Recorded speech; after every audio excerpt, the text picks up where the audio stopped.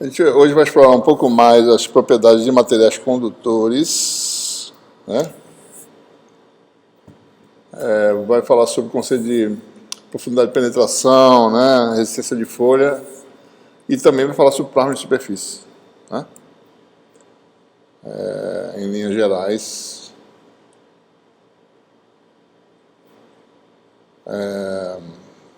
As referências para essa aula de hoje estão aqui, né? Nosso e-book. Também tem notas de aula do curso anterior, tá certo? Notas de aula 11. Bom, a gente já resolveu o problema de reflexão e transmissão num condutor, né? A gente agora vai falar um pouquinho mais sobre algumas propriedades que são úteis em micro-ondas, em baixas frequências, e em altas frequências aparece esse fenômeno de plasma de superfície, né? Não superfície condutora. Vamos falar sobre essas coisas. Bom, então, no condutor, né, resolvendo o problema de reflexão e transmissão. Só lembrando que o índice de refração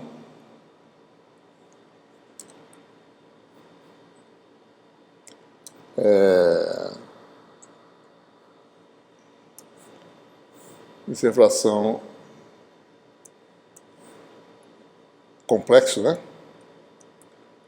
N, 1 menos J, né? Para um condutor de boa condutividade, né? Você tem essa propriedade aí, tá certo?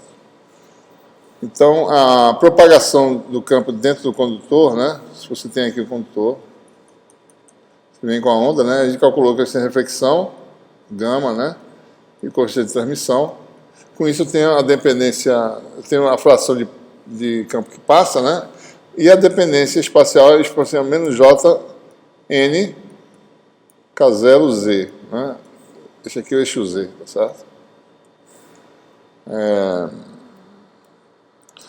Então, observe que se N é dado por isso, a função é exponencial menos J N, que é a parte real, né? K0Z. E menos J com menos J dá menos 1, exponencial de menos N, que é o coeficiente de extinção, né? Kappa é igual a N, tá certo? Né? NK0Z. Então tem um decaimento exponencial, né? E quando isso aqui dá 1, você tem uma profundidade, o campo cai para 1 sobre E, né? Então para Z igual a delta, chamar de a profundidade delta S, né? Isso aqui chama-se em inglês skin depth, né? Esse S é de skin, tá certo? Então, quando Z igual a delta S, isso aqui dá 1. Né? Então, você tem aí N K0 delta S igual a 1, e você tem uma forma de calcular a profundidade de penetração de um condutor, né?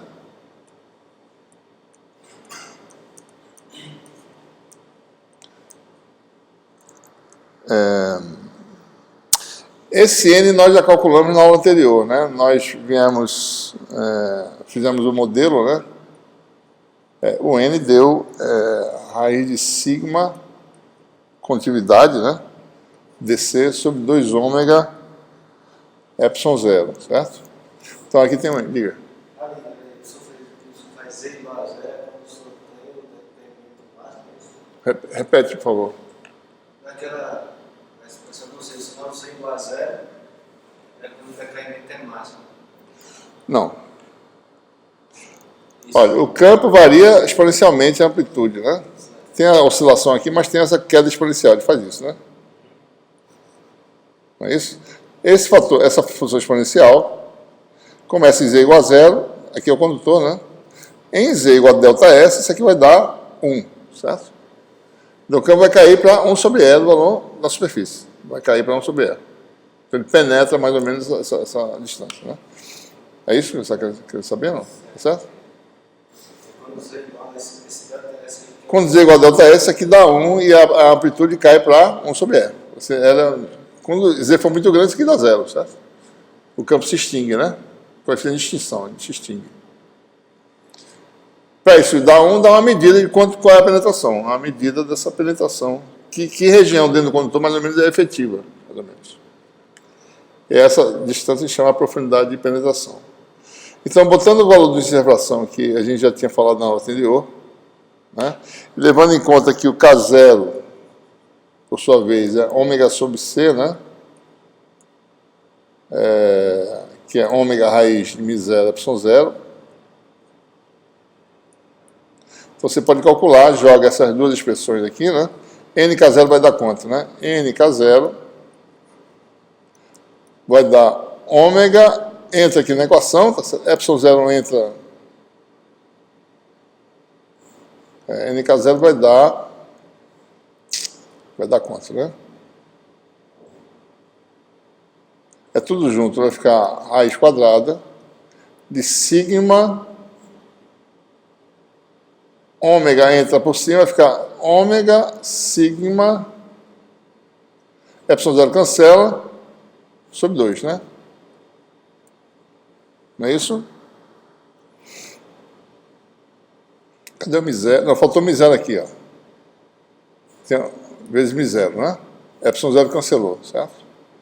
Ou seja, NK0 vale raiz quadrada de, botando a frequência em ciclos por segundo, em hertz, 2π F, né? μ0 sigma sobre 2, que vai dar raiz de πf μ0 sigma. Essa é uma expressão muito conhecida, tá certo? Então, a profundidade de penetração é 1 sobre a raiz disso, né?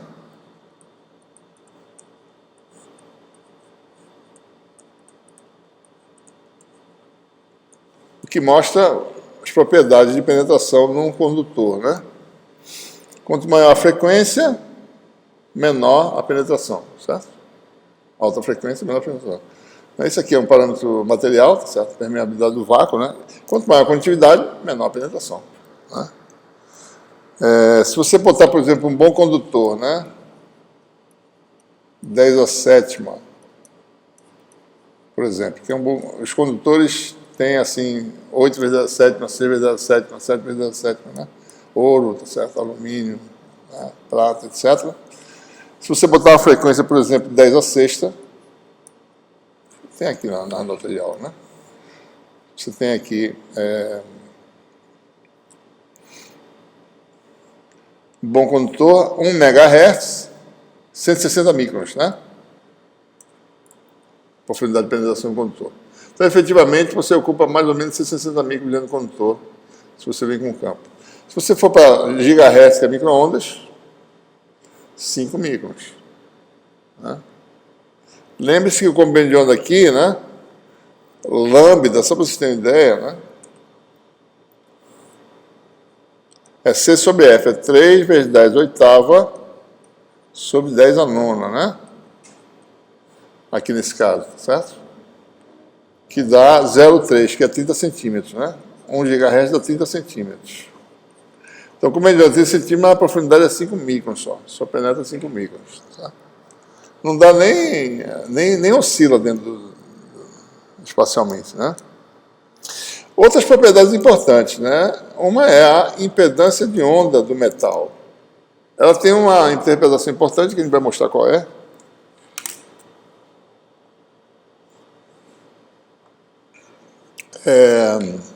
Ora,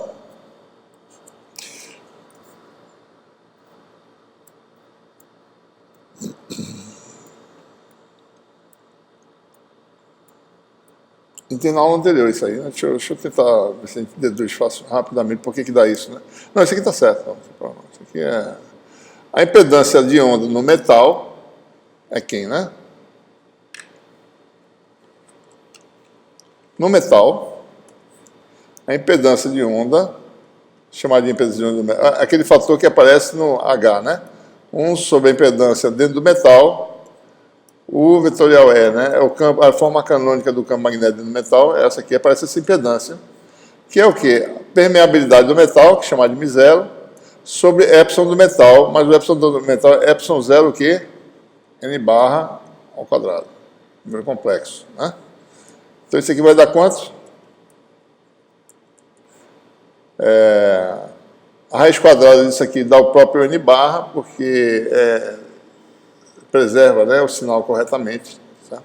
Então vai dar μ0 sobre ε0, a impedância de onda no vácuo, sobre a impedância de onda, sobre o índice de refração complexo do metal. Então, o metal tem uma impedância de onda, o quê? Complexa. Né? Como N vale N1 menos J,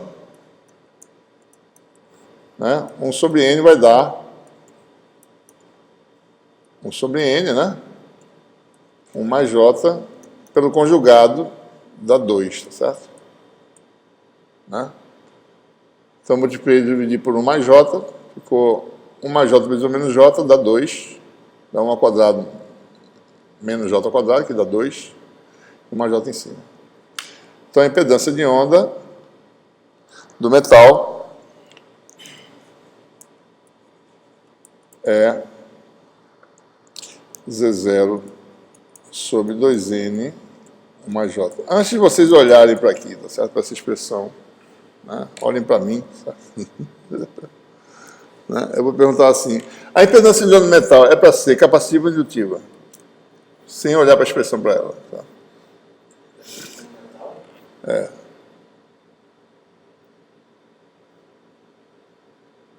O metal, ele é mais indutivo ou mais capacitivo?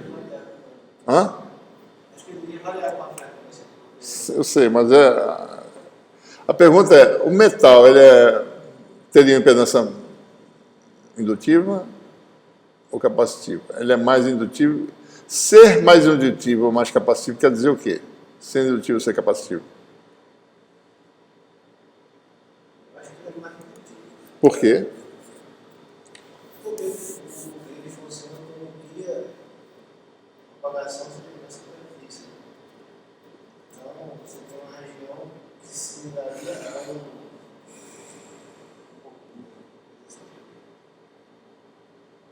Certo. Quando a gente faz essa pergunta, se uma coisa é mais indutiva ou mais capacitiva, o indutor armazena que energia?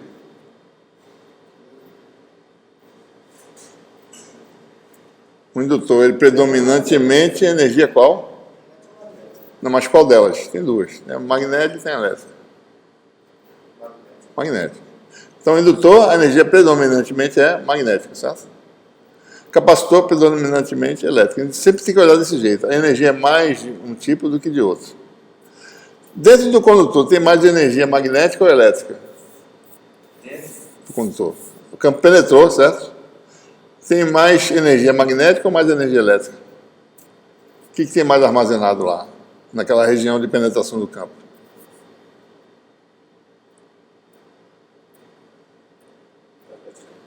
Elétrica? Por quê? Por causa das cargas carga de íons, assim. Mas não dá para saber se tem mais. Não tem carga livre, na realidade. Não existe carga, certo? Tem um campo magnético, né? Quem é o campo que tem mais amplitude dentro do condutor? Que eu falei na aula passada isso. Não, magnético, né? Que ele tem uma amplitude que cai rápido, mas tem amplitude, né? O elétrico já começa pequenininho, né? Então a energia é mais do que? Magnético ou elétrico? Magnético. Porque tem mais que o magnético. O campo elétrico é pequenininho, certo? Né? Então essa é a resposta física, né? Então, baseado no conceito de energia, a gente espera que a impedância seja indutiva. Agora vamos ver se está certo, né? Vamos ver se está certo o sinal. Né? Bom, a impedância tem uma parte aqui que é mais, né? Ou seja, a parte imaginada da impedância é positiva, né? No circuito, né? V igual a J no indutor, né? J ômega L I, né? Aqui está a reatância do indutor, certo? Positivo, né? Positivo. Então, tá batendo, certo? Tem mais energia magnética no indutor, e de fato a impedância dele tem que ter uma parte imaginária positiva para ele ser mais indutivo. Porque a energia predominantemente é magnética, que está armazenada dentro do condutor. Entrou lá uma parte, penetrou. Observe o que acontece, tá? A onda veio aqui, penetrou e fica aqui, ocupando essa região. Está lá ocupando... Tem dissipação, mas tem armazenamento de energia, porque a energia ocupa essa região, certo? E o campo mesmo é magnético. O campo elétrico começa pequenininho e cai. O campo magnético cai rapidamente igual, mas tem mais amplitude, ele começa no valor máximo. Certo? A gente já falou sobre isso. Então, de fato, tem mais energia magnética, ele é indutivo. Certo? O condutor ele é mais indutivo, certo? Está claro, pessoal, esse raciocínio? Então, a gente tem que pensar sempre na energia. Quem é que é mais... Quando você for ver o turning point, você vê lá a parte imaginária da potência reativa, né? Se tiver um sinal, é porque ele armazena mais magnética. Se tiver outro, ele armazena mais elétrica. Se for indutiva, etc. Né?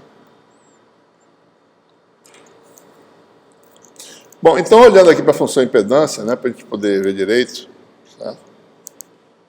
Essa é a expressão que a gente obtém, usando aquela propriedade, né, a relação entre profundidade de penetração e índice de refração, parte real. Isso aqui é a condição de profundidade de penetração, é essa aqui que a gente falou agora há pouco. Eu posso expressar, né, o N em função desses parâmetros aqui, tá certo?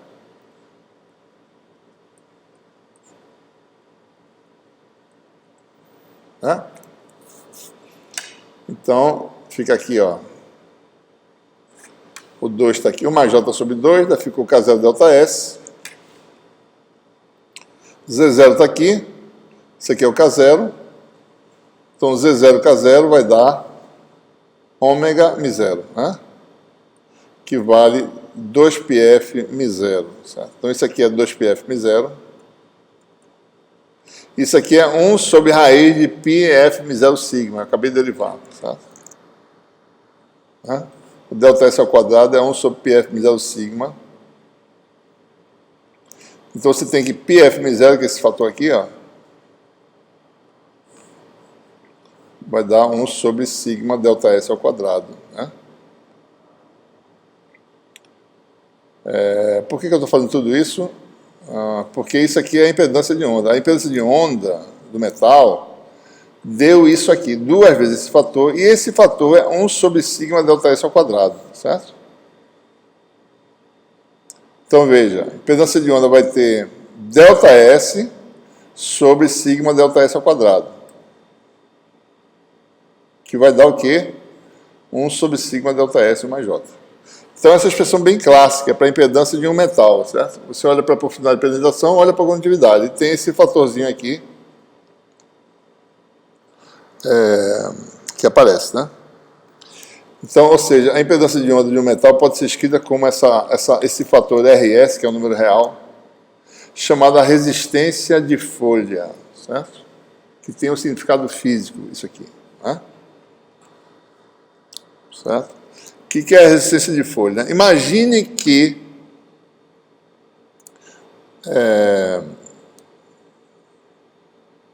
um pedaço do condutor, certo? O campo penetrou, né? Suponha que todo o campo ocupa essa região aqui, delta S, é uniformemente distribuído, né? Então, se o campo flui num sentido, a densidade de corrente também flui, tá certo? Né? A densidade de corrente é sigma E, né?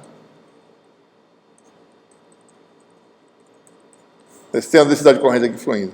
Se eu quisesse calcular, bom, qual é a resistência de um quadrado de lado W? Né? Resistência elétrica de um pedacinho, de um quadrado da superfície do condutor. Então, você tem aqui o condutor, que é grande, né? Tem um condutor. O campo penetrou nele, certo? Digamos que tudo acontece dentro de um comprimentozinho delta S.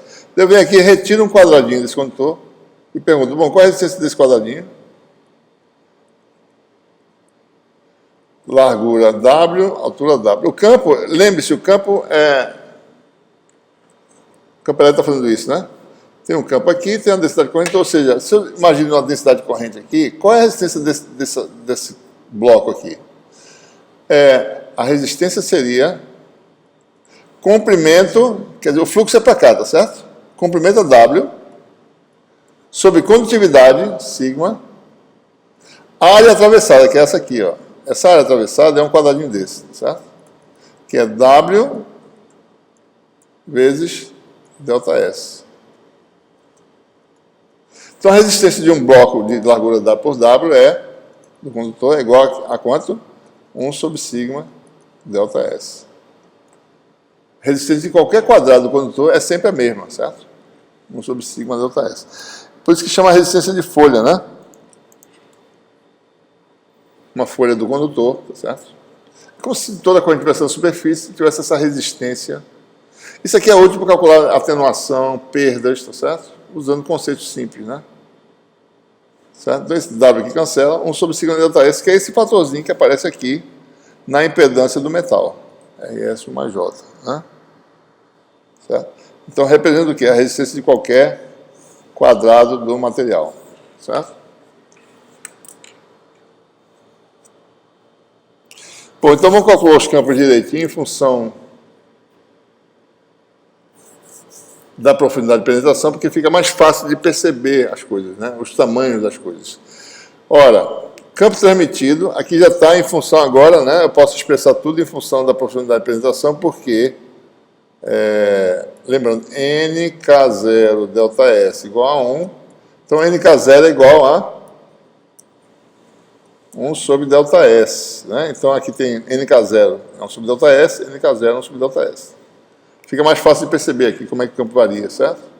Tem o conceito de transmissão que é 2 sobre o índice complexo, não é? Então é 2 sobre N menos J, invertendo dá 1 mais J sobre 2, com 2 cancela, dá 1 mais J sobre N.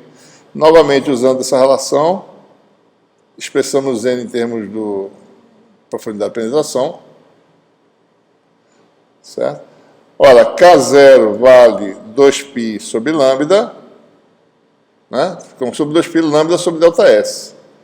Aí dá uma ideia, mais ou menos, do tamanho do coeficiente de transmissão, né? Olhando essa expressão aqui.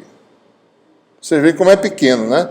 Profundidade de penetração, que é um número muito pequeno em relação a lambda, como meio de onda. Eu acabei de mostrar um exemplo, né? Gigahertz, 30 centímetros lambda, 5 microns delta S. Então, isso aqui é muito pequeno, tá? Então, o campo transmitido é dado por essa expressão aqui. É claro que tem é zero aqui, mas normalizado, né? Admitindo a amplitude unitária do campo incidente, 1 volt por metro, você tem esse fator de transmissão que é muito pequeno, certo? Né? E o campo magnético? Ora, o campo magnético vai com Zm, né? Vezes E, né? Zm é Z0 sobre N, certo? E se eu voltar para cá, é 2 sobre N, né?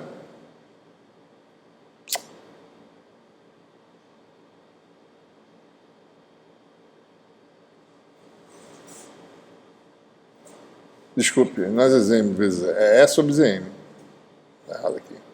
Só para a gente fazer aqui por que dá esse resultado. De forma rápida, né? O campo magnético, né, vai com a amplitude do campo elétrico sobre a impedância do metal, não é isso? E a impedância do metal é Z0 sobre N, né? Então, isso aqui vai dar E sobre Z0 vezes N, né? E, por sua vez, é 2 sobre N, né? Certo? 2 sobre N, isso aqui vai dar 2 sobre Z0. Né? Ou seja, não aparece o índice de refração no campo magnético. Não aparece nenhum fator pequeno, né? Por isso que aparece 2 E0 sobre Z0. Certo? Porque aqui tem um E0 que eu não botei, né? Certo? Então, em relação à amplitude do campo, vai ser 2 E0 sobre Z0. Então, observe a diferença da amplitude do campo elétrico, que é desprezivelmente pequena, pouco campo elétrico dentro do metal, e um campo magnético grande, certo? Que é normal esse tamanho aqui, é o tamanho do lado de fora. É o mesmo tamanho, o campo do lado de fora é igual ao campo do lado de dentro, só que esse aqui cai rápido, né? Mas o campo é pequenininho, certo? Porque o campo tangencial é praticamente nulo no condutor. Né? O campo tangencial no condutor é praticamente zero, para um bom condutor, né? Então, por isso que dentro você tem pouca energia elétrica e bastante energia magnética. Bastante não, quer dizer, é dominante a energia magnética, que a amplitude é grande aqui, certo?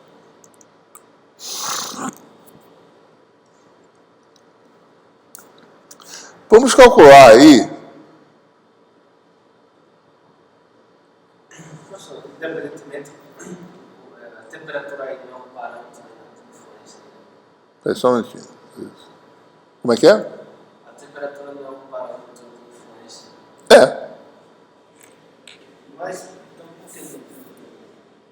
Depende da função, tá certo? Eu não coloquei a temperatura, não é efeito da temperatura. Mas esses parâmetros todos dependem da temperatura, ou seja, a inflação do metal, tá certo?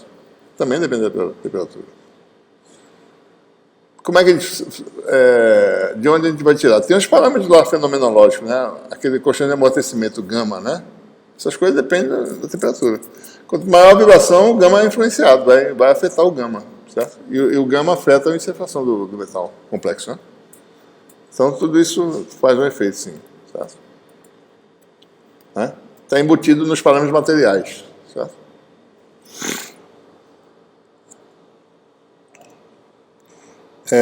Vamos explorar mais essa questão da resistência de folha, né? Essa é a real distribuição de corrente ou de campo dentro do condutor, tá certo? A densidade de corrente, que ela varia, né, de um valor na superfície, certo? Vai caindo, né? Certo? Essa é a expressão para a densidade de corrente, tá certo? Ela é pequena, né? Certo? Eu posso calcular a densidade de corrente. Deixa eu só... E a gente vai ver que se eu calcular a potência, a corrente ou a potência dissipada, tá certo? Nesse bloco aí, mesmo calculando, usando a distribuição exata, é equivalente ao calcular a potência numa folha de altura ΔS, como se a corrente tivesse uniformemente distribuída. Então fica fácil modelar, tá certo? Vamos calcular aí algumas coisas, só para a gente ver. Densidade de corrente dada por isso, né? A corrente complexa, através dessa área aqui, né? A área tem uma largura W. Deixa eu ver só aqui como é que eu coloquei.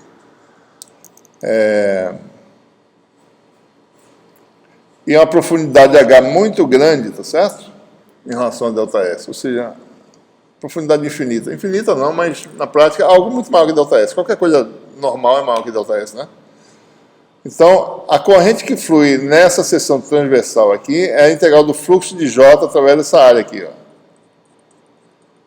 Essa área tem elemento de área de sigma, que é igual a W, porque aqui é uniformemente distribuída, e aqui a profundidade é Z, então W dZ, né? Então, a DI é Jx, que é para onde está dirigindo o vetor densidade de corrente, W dZ. E a corrente total vai ser integral dessa função, né? Certo? Para dentro do condutor. Essa integral não é difícil, né?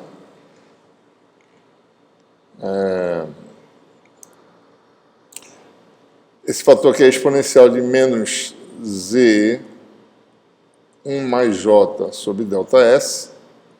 Então, essencialmente, você tem uma integral do tipo, só para a gente mostrar aqui, né? Integral de 0 a infinito.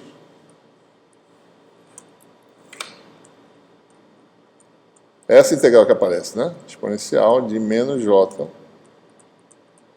Aliás, menos J não.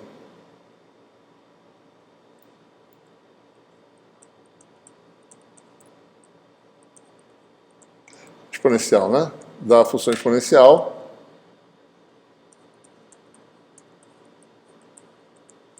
sobre esse fator, né?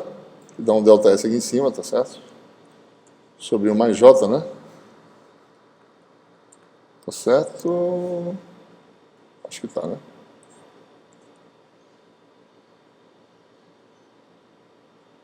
Tem um menos também, né? Tem um menos. Eu faço aqui de infinito a zero, tá certo? Então, esse aqui vai dar ΔS sobre 1 mais J.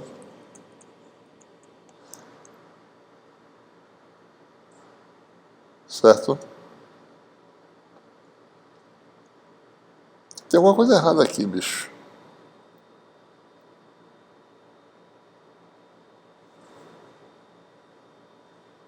Deixa eu ver a expressão para o campo aqui. Eu estou vendo eu acho que tem alguma coisa errada. Deixa eu ver.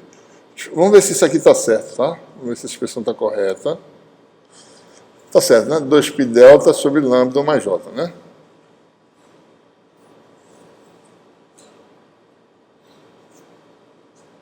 Isso aqui é a densidade corrente. A integral disso aqui dá isso? Depois de calcular? Acho que não, né? Aqui está o cálculo. Delta S sobre 1 mais J. Ah, tá. Isso aqui está errado, isso aqui, rapaz.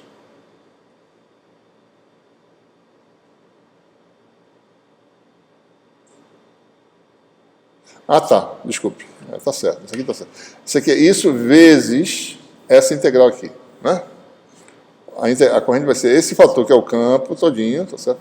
Vezes a parte espacial, que é a integral que eu acabei de fazer, que dá delta S sobre 1 mais J. Daí esse 1 mais J cancela, esse com esse aqui, certo? Daí fica delta S ao quadrado aqui, ó. Né? Tá certo aqui? W é 0. Estou no sigma aqui, né? Ah, não. Sigma. Está faltando um sigma aí na expressão, certo? 2π, delta S ao quadrado, sigma, está faltando um sigma aqui, certo? Tem um sigmazinho aqui, né? 2π sigma, delta S vezes delta S da delta S ao quadrado, sobre lambda, daí tem o W que está aqui, né? O W que está aqui, certo?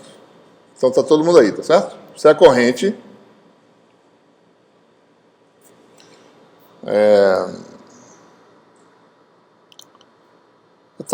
Agora na expressão está correta. Esse sigma reapareceu aqui magicamente, de forma mágica, ele está aqui de volta.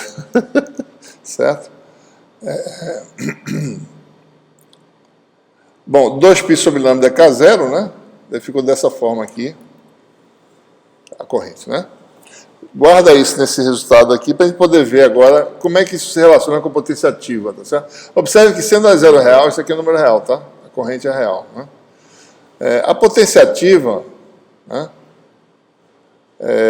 pode ser calculada pelo termo que aparece lá no teorema de Poynting, né? J, escalar J conjugado, tá certo? Que dá essa expressão aqui, né? Integral de volume, né? Então você tem um quadrado, certo? Eu estou calculando a potência ativa num quadrado, né? W por W e profundidade dz. Então dá W2, volume, dz, que é esse termo de volume aqui. Então tem a integral de módulo quadrado. Módulo quadrado sai o fator complexo, fica só o fator exponencial, né?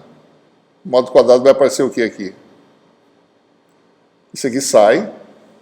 Fica 2e sobre delta S, integral da função exponencial de novo, que não é difícil calcular, tá certo?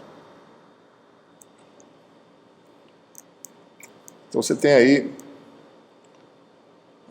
que a potência ativa, depois de calcular, tendo a expressão, né, você tem essa expressão aqui, tá certo, todinha, e aí a gente relaciona com a expressão para a corrente que eu acabei de calcular, módulo de E ao quadrado, e relaciona, ou seja, eu calculo a potência ativa em função de módulo de E ao quadrado. Módulo de E ao quadrado nós temos expressão e nós mostramos que o resultado dá, né? Depois de fazer umas continhas, tá certo? Safadinhas, né? Que a potência ativa dá o quê? 1/2 da resistência de folha módulo de E ao quadrado. Tá?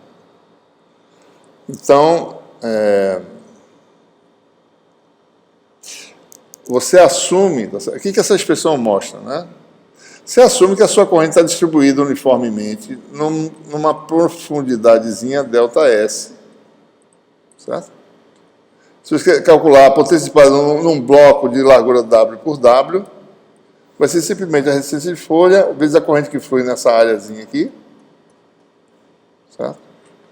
Como é que você calcula essa corrente? Bom, I vem de onde? Vem de J, já calculei, né? E J vem do campo elétrico. Campo elétrico eu tenho, campo incidente, certo? Eu tenho campo transmitido, então eu tenho a potência dissipada. Para que serve isso? Calcular a atenuação em guerra de onda, por exemplo, né? Essa é a forma de calcular. Eu uso esse conceito aqui. Eu pego a resistência de folha do condutor, tá certo? Relaciono essa corrente com o campo elétrico dentro do guia de onda, na parede, e calculo a atenuação, constante de detonação, certo? Né? Por exemplo, certo? Então esse conceito é útil, né? Só para dar uma ideia, se eu tivesse um pedaço do material cuja comprimento fosse L e a largura W, então a resistência vai ser o quê, né? A resistência desse bloco. Comprimento, o fluxo está aqui, tá certo? Passando por dentro do bloco aqui, né? Vai ser comprimento sobre a área, né? Que é W delta S, sigma, né? Ou seja, a resistência é o quê? L sobre W RS, a resistência de um quadrado. L sobre W vezes a resistência do quadrado. É o comprimento longitudinal, que está na direção do fluxo de corrente, sobre o comprimento atravessado da resistência de um quadrado do material. Né? Certo? Por exemplo, se você quiser ter uma estimativa, qual é a resistência de um condutor cilíndrico em altas frequências, certo? Como é que a gente faz? Você admite que o campo de radiofrequência, de altas frequências só está numa região, porque é a propriedade que ele descobriu, né? Ele está numa região mais ou menos de comprimento delta S. Então você admite que a corrente só flui nessa região, dentro já não flui mais. Porque na média, né, depois de calcular aquilo ali, é como se efetivamente ela ocupasse aquela região delta S, aquela profundidade de penetração. Embora penetre, né, mas já calculamos esse efeito global, a gente já integrou, já fez o cálculo. Então, o cálculo pode ser feito como se tivesse todo mundo nesse comprimento delta S.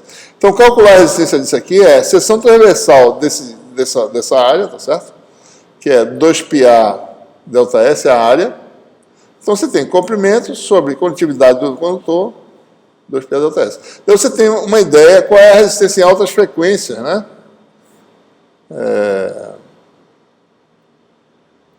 Ou seja, 1 sobre sigma delta S é a resistência de folha, né? Então, é comprimento sobre o perímetro vezes a resistência de folha. Então, você pode estimar um condutor em altas frequências com a resistência elétrica dele. Né? Basta saber qual a profundidade de penetração daquele cobre ou de ouro, etc. Você tem uma ideia. Tudo isso vai ser válido desde que A seja muito maior que a profundidade de penetração. Isso aqui vai dar um resultado muito próximo da realidade. Certo? Muito próximo mesmo. Observe que a gente fez uma análise de onda plana, mas com essa análise obteve a propriedade de materiais condutores, que o campo não penetra muito mais do que algumas profundidades de penetração. Daí, com esse conceito, eu resolvo um problema de circuito, ou de circuitos em alta frequência, ou seja, quanto é que né? Alguns condutores, como é que eles se comportam em alta frequência? Né? Eu tenho uma ideia. Mas a análise veio de onda plana, né? A gente falou sobre onda plana penetrando no material. Tá? Essa propriedade é geral de penetração. Tá? Certo? Então, esse conceito de resistência de folha é super útil, inclusive para qualquer tipo de condutor, de qualquer geometria, para você obter essas propriedades. Bom, vamos falar agora sobre essas oscilações que são conhecidas, né, localizadas na superfície, podem ser observadas no infravermelho e no visível. Que região é essa do espectro? Bom, mais ou menos lambda maior do que 700. Você pode ir até, talvez, 2.000 nanômetros, né? Ou seja, 2 microns até 0,7 microns, né? Você tem aí visível. Na verdade, você pode observar plano de superfície com medianas menores, até no azul, tá certo? 0,3. Ou ultravioleta, né? Para alguns metais, para o alumínio, por exemplo. Vai exibir plano de superfície até lá no ultravioleta, né? O que acontece? Para metais, a permissividade relativa é aproximadamente dada por essa expressão, né? Desprezando a parte imaginária. A parte imaginária é importante, tá certo? Para observar essas oscilações, né? Elas vão ter um efeito de ressonância que depende dessa parte imaginária, mas vamos deixar lá de fora por um momento. E aqui aparece a frequência de plasma e a frequência ômega. O que acontece? Na região abaixo da frequência de plasma, a permissividade dos metais é negativa, certo?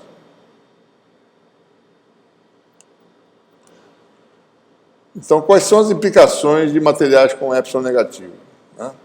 Então, observe, quando você fala em baixas frequências, quer dizer, gigahertz, metais, frequências de micro-ondas, o pessoal de ótica é baixa frequência, né? Baixa frequência. Lá você olha mais o modelamento do metal como condutividade, certo? Vocês percebem que eu fiz um tratamento unificado em que tudo é visto na função de elétrica, certo? Tudo está embutido lá. Eu falo, bom, em baixa frequência é esse comportamento. Em altas frequências, a gente olha para a função dielétrica mesmo em si. Ela tem esse comportamento aqui. Se a gente fizesse um gráfico disso aí, né? Que eu não tenho aqui nas notas, eu vou fazer aqui separado. Tá?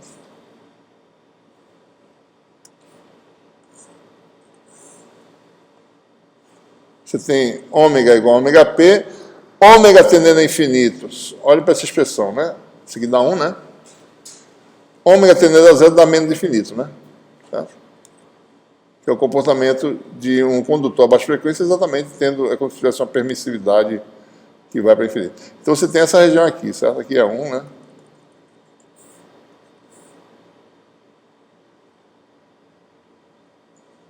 Isso aqui é a função de permissividade de um metal, certo? Essa aqui é a frequência de plasma, né? Nessa região, a permissividade é negativa. Negativo, né? Bom, só para dar uma ideia, né? Ômega P sobre ômega é igual a lambda sobre lambda P, onde lambda é o comprimento de onda da radiação, e lambda P é o comprimento de onda correspondente à frequência de plasma, tá certo? Se você tem, para alguns metais, que nem ouro, isso aqui está próximo de 400 nanômetros, 400 a 500, tá certo? Né? Então, por exemplo, para lambda igual a 800, né? Já é infravermelho, né? Lambda sobre lambda P vale 2, né? 2 ao quadrado vale 4, né? Então, epsilon relativo dá menos 1, certo? Aliás, desculpa, menos 3, né, no caso. Permissividade relativa é menos 3, certo? Então, a gente pode ver mais ou menos, né, alguns materiais. Vamos dar uma olhadinha. Tem um site aqui que eu vou dar para vocês, se vocês quiserem descobrir, né? Que é interessante. Eu descobri assim por coincidência, né? Refractive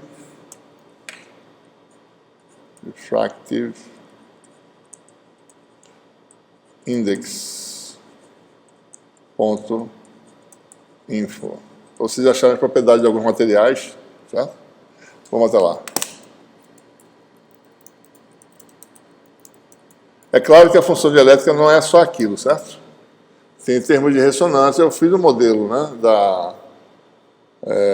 a gente fez o modelo da função dielétrica generalizada, que tem várias ressonâncias, né, tem elétrons livres, tá certo?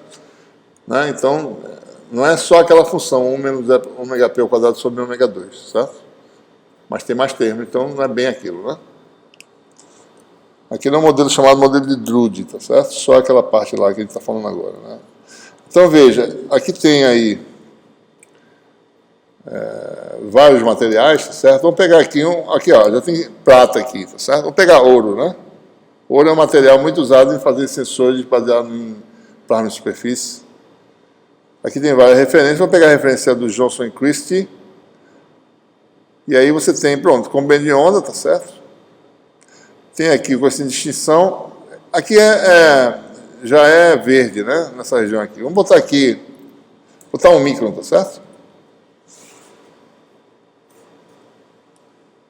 Aqui está o N e o K, aqui está o epsilon, né? Menos 40, certo? E a parte imaginária é menos 2, né? Aqui está a função, deixa eu ver que função é essa aqui. NK, né? Deixa eu botar as duas, tá certo? A azul é N, né? Não, o índice de refração, na verdade, é pequeno, né?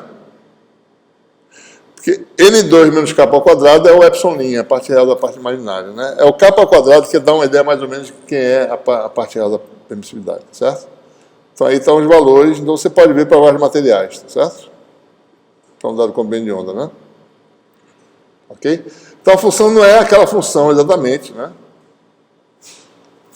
Aqui está em comprimento de onda. Então observe aqui, ó, nesse ponto aqui, ó, N e K são iguais, né? N2 menos K ao quadrado dá 0. A frequência de plasma é mais ou menos aí, certo? Aproximadamente nessa região aqui, né? Pronto, ponto, 200 micron, é ultravioleta, certo? É mais ou menos aí que eu teria o cruzamento das duas funções, eu teria a permissividade igual a zero, né, a parte real, certo? Né? Aqui, ó. Eu posso até ver aqui, eu acho. Posso? Não, né? Talvez eu possa até fazer alguma coisa aqui. Eu posso baixar, se eu quiser, os arquivos, tá certo? Eu queria só fazer um gráfico. Aqui fala em intermitância, em vários outros padrões, reflectância frontal, tá certo? Tem várias propriedades que você pode extrair daqui. Vários materiais, né? Metais, tá certo? E outros sólidos, tá certo? Outros materiais. Tá bom? Bom, então só para ilustrar, o que acontece em metais, na região em que epsilon é negativo, que aparece esse fenômeno de confinamento de radiação numa interface metal de elétrico. Né? Então é possível obter o confinamento numa interface simples, né? Vamos fazer a formulação. A formulação é a seguinte: admita que você tem uma interface entre meios 1 e 2, um deles é um metal, certo? E outro meio é um meio tradicional, transparente, pode ser vácuo, vidro, né? O que quer que seja. E a pergunta é, sob que condições eu tenho um campo injetado e um campo transmitido sem reflexão? Ângulo de Brewster é uma possibilidade, né? Mas tem uma segunda, que é confinamento, certo? Né? Vamos fazer isso aí. Então a gente escreve o campo incidente, né?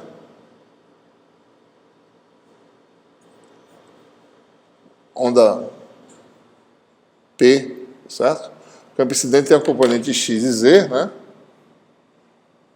Isso aqui está a direção x, certo? E a direção z está para cima, então o campo incidente tem essa expressão que a gente vai escrever desse jeito. Então está na direção ortogonal ao vetor k, tá certo? O k vou dar assim, certo? É kx 0, k1, né? Componente z é k1. Produto escalar desses vetores dá zero, tá certo? Né? Kx vezes menos k1 mais k1 vezes kx dá zero. Então esse vetor é ortogonal a esse. Né? O campo elétrico é ortogonal ao vetor de onda. E o campo magnético também é ortogonal a ambos, né? Aqui, ó, 0, 1, 0, ortogonal a esse e a esse. O produto vetorial dos dois dá o fluxo de potência, tá certo? Se eu fizer o produto vetorial, xy dá menos k1, né? Que é uma direção na direção z, né? Então observe, né? X com y dá menos, com menos dá mais, né? Então vai dar uma componente z que é k1 e xy, né? Dá zy dá menos x, com menos dá mais, não vai dar kx aqui. E nada na segunda posição. Então essa é a direção de k, certo? Então o produto vetorial de E com H dá no sentido de k. Então está tudo correto aqui, essa forma de escrever. Bota uma amplitude A aqui, tá certo? A relação dimensional está correta, né? Porque isso aqui vem das equações de Maxwell, tá certo? Né? Então a gente faz de forma idêntica no campo do lado 2, idêntico a isso aqui, ó, mesma estrutura, certo? Pronto, com isso a gente faz agora as condições de contorno. Nós já fizemos isso antes, tá? Estou fazendo incidência oblíqua agora, tá certo? Né? Já fizemos isso, né? Eu estou falando novamente. Então você tem duas equações, uma equação para campo elétrico, uma equação para campo magnético. Você tem duas relações envolvendo as amplitudes A e B. Ou seja, um sistema de duas equações ou duas incógnitas. E observe, né? Esse sistema aqui vai ser satisfeito se essa equação matricial for satisfeita. Né? A primeira equação é essa. K1A menos K2B igual a zero. A segunda é εA menos ε2B igual a zero. Isso é um sistema de equações lineares, um sistema homogêneo, né? Só tem solução se o determinante do sistema for zero. É assim que determina modos normais, ele já fez isso antes. Né? Então, determinante igual a zero quer dizer o quê, né? Essa condiçãozinha mágica aqui, εK2 igual a ε2K1, né? Então, você vai analisar duas situações. Primeiro, se os meios forem meios tradicionais, certo? Bom, se os meios são tradicionais, não são meios transparentes, quer dizer, não tem um metal envolvido na história, né? Então, esses epsilon são todos números positivos, tá certo? Meios tradicionais quer dizer meio que tem um epsilon positivo. Metal tem um epsilon negativo, né? Está escrito dessa análise, né? Isso aqui é o número de onda na direção Z para o meio 1, no meio 2. Se a gente calcular, joga com essa relação, né? E usando essas fórmulas, a gente tem uma solução tanto para Kx quanto para K1 e K2, né? Então tem um valor específico de Kx que faz essa equação ser satisfeita, certo? Que é esse valor aqui.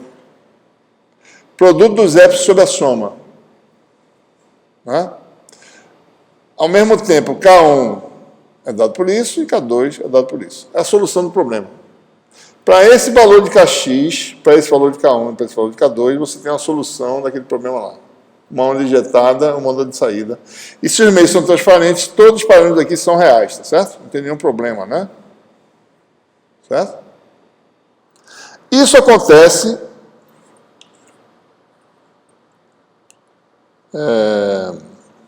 quando você injeta o campo incidente no ângulo de Brewster. Essa condição é exatamente essa condição aqui. Isso quer dizer tangente de θB igual a N2 sobre N1 para meios não magnéticos, tá?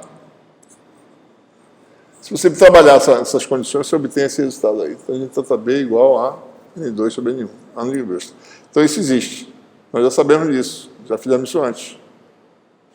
Mas tem uma segunda opção. E se um epsilon for negativo? Certo? Ou seja, se um epsilon for negativo, quer dizer o quê, né? Esse produto aqui vai dar quanto? Menor que zero. Como é que eu obtenho a solução real para Kx? Só se a soma também for menor que zero, certo? Então tem a segunda possibilidade de solução, que não é entre meios transparentes, que eu tenho a solução real para Kx. Tem uma solução real para Kx, quer dizer que a minha onda, seja, né, ela tem propagação nessa direção aqui, né? Certo? Kx real quer dizer isso. Então, se você olha para o Kx,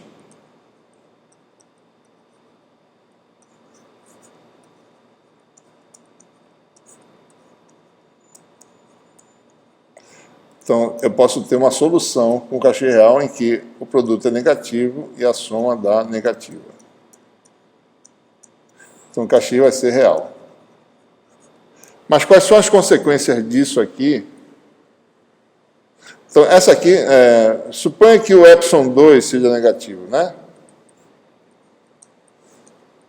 Quer dizer que, então, a permissividade desse material de permissividade negativa, que é metal, né? A gente acabou de falar, certo? Só os metais têm essa propriedade, tem que ser menor do que menos epsilon 1. Então, a primeira condição é que você esteja numa região de frequência, nessa função que eu acabei de mostrar aqui, certo? Em que a permissividade seja menor do que menos epsilon 1. Então, nessa região é possível ter um Kx real, mesmo que o epsilon do meio 2 seja negativo. Certo? Então, o epsilon tem que ser menor do que menos epsilon 1. Quais são as consequências de ter um epsilon negativo? Kx deu real, né? Bom, o que mais? E o K1? Se o epsilon é transparente, né? Isso aqui é positivo. Isso aqui dá negativo, né? Então, esse número é negativo. O que acontece com esse K1? Ele se torna puramente imaginário. Epsilon negativo ao quadrado é positivo. Isso aqui é negativo de novo. K2 puramente imaginário. Certo? Ora, como é que essas ondas se comportam nesse caso? Eu tenho que escolher uma raiz no lado 1, né? Deixa eu desenhar aqui, tá certo? A minha raiz tem que ser tal que, quando a componente Z do número de onda é imaginária, eu tenho que escolher a raiz desse número imaginário, tal que a onda decaia para longe da interface, tá certo? Posso ter uma solução que aumenta para sempre, não é o caso. Isso aqui é um meio infinito, certo? Energia infinita, não vai funcionar. Eu tenho que escolher um resultado em que a onda decaia para cá e decaia para lá. Certo? Bom, aqui é exponencial de menos jk1z. E aqui é exponencial de menos jk2z, né? Então, a minha solução tem que ser aqui o quê? K1. Para cair para cá tem que ser K1 igual a J1 gama. Certo? Porque aqui vai dar, com essa escolha, vai dar exponencial de gama 1z. E exponencial de gama 1z cai para z negativo. Certo? E do lado de cima eu tenho que escolher K2 igual a menos J gama 2. Né? Então a raiz do número imaginário tem que ser escolhida adequadamente, porque caso contrário, você vai ter onda que aumenta sempre. Né? Isso aqui dá quanto? Exponencial de menos gama 2z. Então a onda vai decair em ambos os lados da interface. Existe a possibilidade de uma solução confinada, né? Se o epsilon do meio 2 for menor do que menos epsilon 1. Essa onda ela se propaga na direção x e ela fica amarrada à interface, confinada. Essa onda que a gente chama de plasmon de superfície.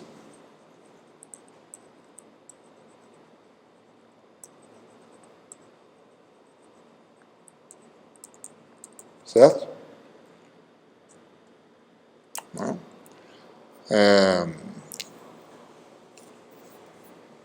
Então, essa possibilidade existe, e essas oscilações são usadas. Elas são interessantes porque, por exemplo, se você tem aqui metal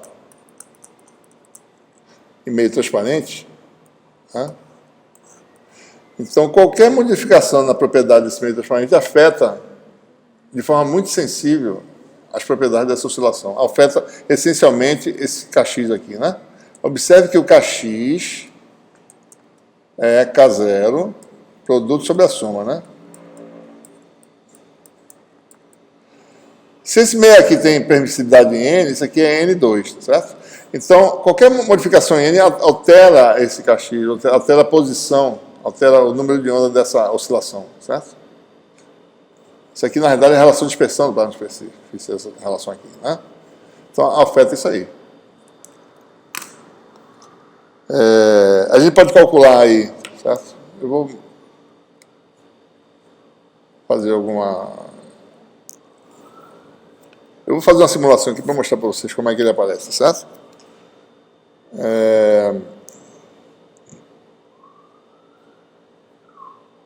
Aqui é a densidade de potência, né? Que pode ser calculada dos dois lados. A densidade de potência é o quê? Da densidade de potência, eu posso calcular a potência que atravessa uma área, né? Ortogonal ao fluxo de potência, certo?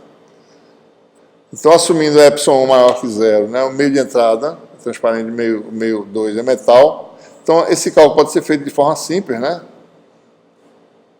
Então, vai ser dado por essa expressão aqui, tá certo?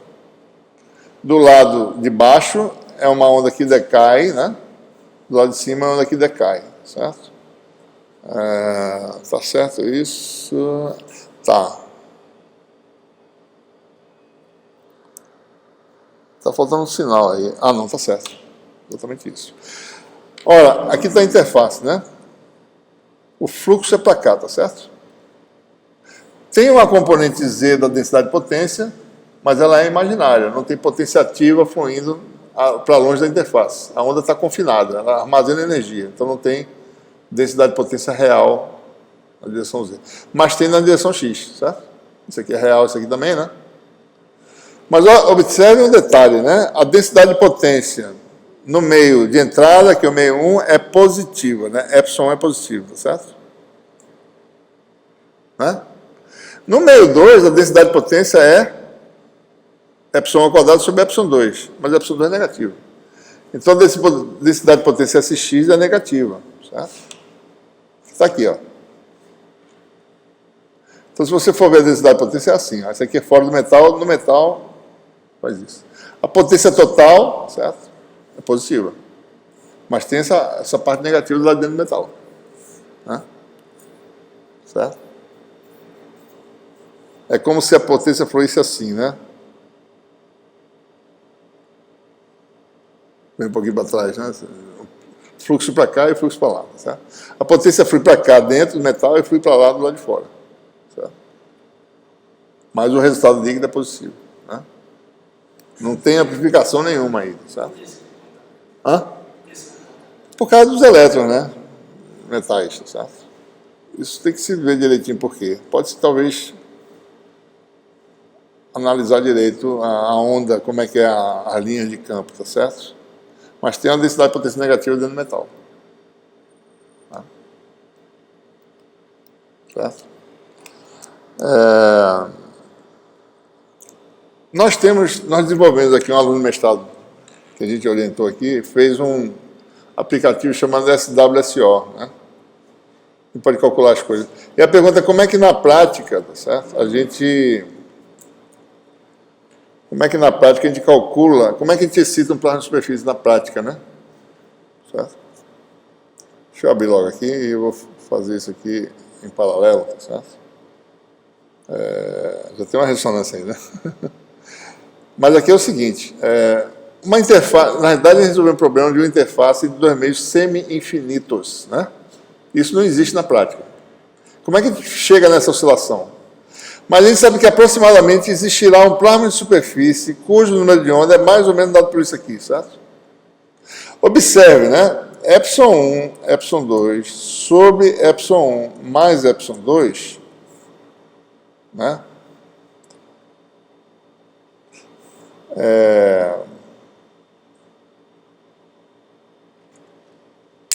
Nas condições que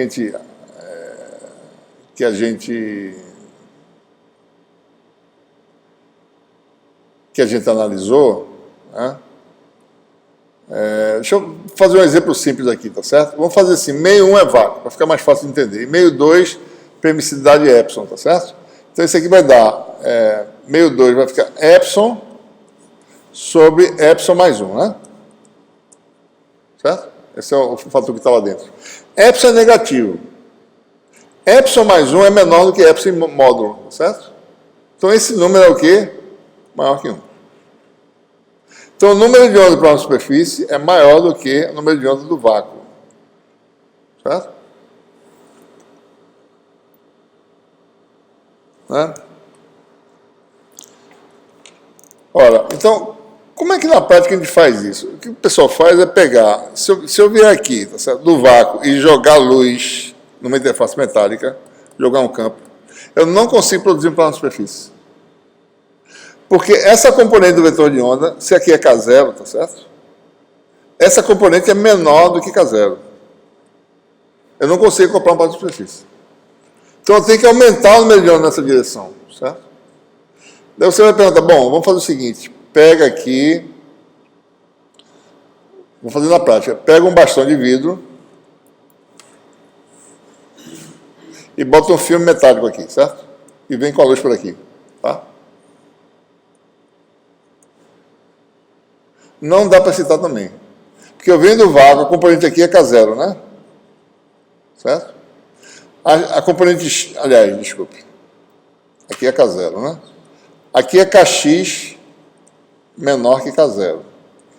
Então, essa componente do vetor de onda na direção tangente é menor que K0. Aqui dentro também, certo? E aqui também vai ser. Então, essa onda refrata, ou para cá ou para cá, mas não importa como, ela refrata de tal forma que o componente X do vetor de onda é a mesma. Então, eu não consigo acoplar botando um bastão de vidro e um pedaço de material. A única forma de eu acoplar é se eu botar um prisma. Certo? Então, observe, né? Se eu venho com um prisma assim, certo? Onda incidente aqui normal, num ângulo θ aqui qualquer, o vetor de onda aumenta aqui dentro, né, para nk0, certo? Se eu venho com k0 aqui, o vetor de onda dentro do prisma é nk0. Okay? Observe que tem uma face que não é paralela à outra. Se fosse duas faces paralelas, não tem jeito. Mas aqui eu posso aumentar o número de onda. E a projeção dele vai ser nk0 seno de θ. Certo? Isso aqui pode ser maior que K0, dependendo do valor de N. E do valor de θ também, certo? Você vai seguir no 90 graus. Pode ser outro ângulo também. Eu estou só dando um exemplo para ficar simples aqui, para não ter refração, tá certo? Eu estou injetando e aqui aumenta de N K0. E na direção X, porque isso aqui não é paralelo a isso, eu posso ter aqui agora um número de onda maior do que K0, certo? Então, quando isso acontece, quando eu atinjo um ângulo, né, que vai dar reflexão interna total, eu tenho uma onda evanescente aqui, não tem? Quando eu vou abrindo o ângulo até passar a condição de reflexão interna total, onda evanescente no ar, certo? O que a gente faz? Pega esse prima, bota um filme fino aqui, certo? Com uma espessura tal que a onda possa penetrar até o outro lado, certo? Eu consigo, aumentando o ângulo, fazer com que eu tenha um K que é maior do que K0 e vou ajustando até chegar naquele ângulo especial que dá aquele valor de Kx lá. Daí eu vou acoplar com uma prova de superfície aqui em cima, do lado de lá, certo? Essa é uma possibilidade. Essa é a configuração que foi Kretschmann, em 1971, né? Que propôs para observar o efeito, certo? Mas tem uma outra configuração, que você tem um prisma e você vem com um metal próximo do prisma, certo? Daqui dessa região de onda evanescente, você ajusta o ângulo até que o Kx dê aquele K especial. Você tem um acoplamento aqui em cima. Isso aqui é uns 2 comentos de onda, mais ou menos, aproximadamente, certo? Essa é a configuração de Otto, para acoplar com prazo de superfície. Como manter? Isso aqui tem que ser controlado, né? Varia com essa profundidade, certo? E aqui também, o acoplamento depende da espessura do filme. Né? Essa é a forma prática de acoplar. Existe uma terceira, que é, você tem que quebrar o momento, né? O que você faz? Ora, uma superfície assim, metal aqui embaixo. Se eu vier assim, não consigo acoplar, certo? O que o pessoal faz? Grau de difração. Uma superfície periódica. Quando você faz isso, você gera um número de ordens de difração. Algumas delas são evanescentes. Daí você acopla com uma superfície nessa interface. Isso aqui é metal, certo? Todos esses trabalhos a gente vem desenvolvendo aqui no grupo, né? Configuração de Otto, de Kretschmann e grau de difração também, certo? E com isso a gente faz sensores, né? De alta acessibilidade, certo? Deixa eu mostrar aqui uma situação aqui no simulador. Esse Surface Wave Sensor Optimizer, SWSO, que ele desenvolveu, tá certo? Deixa eu fazer um caso aqui, ó, número de interfaces 2, ou seja, um filme fino, né? Meio sensoriado, né? Geralmente meio de está acima do metal. Meio 1 é um prima de BK7, tá certo? Meio 2 ouro, né? Já está aqui com a espessura, né? Eu vou só olhar essa região aqui. Já tem uma ressonância aqui que vocês observam, né? Ó, isso aqui é reflexão interna total, tá certo? Ângulo de incidência, reflexão interna total. Eu estou com a espessura, né? 40 nanômetros, tá certo? Se eu variar a espessura, eu acoplo mais ou menos, tá certo? Eita, foi muito aqui, tá? Deixa eu fazer assim manualmente. 0.03, né? Estou calculando, não. 0.04, acho que foi muito. Pronto, tá lá. Deixa eu fazer 0.05. Tá. Então, eu estou variando a espessura do filmezinho que eu falei, na configuração que eu falei de Kretschmann, né? 0.06. Estou acoplando cada vez menos, né? Deixa eu só mostrar aqui. Ele está assim porque está com a resolução baixa aqui. Vamos botar 0.01 aqui. Para ficar mais... O que acontece aqui, né? Deixa eu botar aqui de 0.04 lá, certo? O que está acontecendo aqui, né? Então, deixa eu mostrar aqui qual é a ideia, certo? Eita. Cortou aqui porque eu acabei cortando. Voltou. Deixa eu pegar aqui direito para mostrar para vocês o que acontece. no experimento que você observa, você joga um campo incidente, luz, laser, certo? Mede a reflectância do prisma, que está metalizado, né? O experimento é simples, né?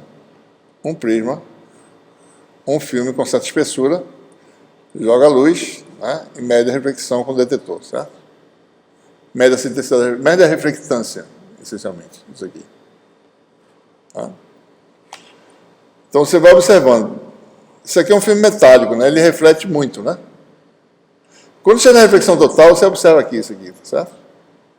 Acima da reflexão total, quando passou, vai ter aquele ângulo especial que você vai ter um complemento forte. Então a luz vai ser toda absorvida pelo plano de superfície. Ele pega a luz e ele se propaga na direção tangente à interface, absorvido, né? Então você retira a energia não volta mais, ele absorve.